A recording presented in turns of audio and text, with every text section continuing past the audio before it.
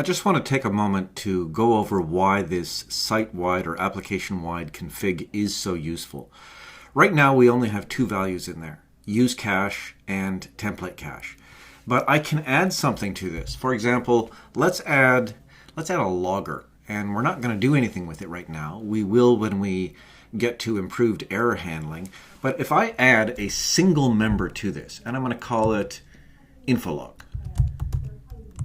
And Infolog is just going to be a member on this app-config struct that allows me to write information to a log file.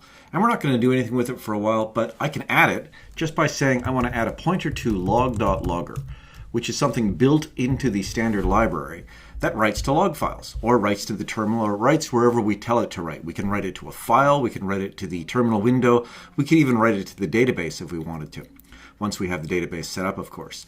So I've added that, and now, just by the very fact that it's been added to this struct, this app-config struct, it's available to every part of my application that has access to the app-config. And that is incredibly useful.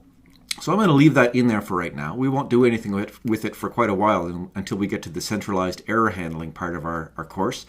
But there it is. And that's one of the things that makes this site-wide app configuration so useful.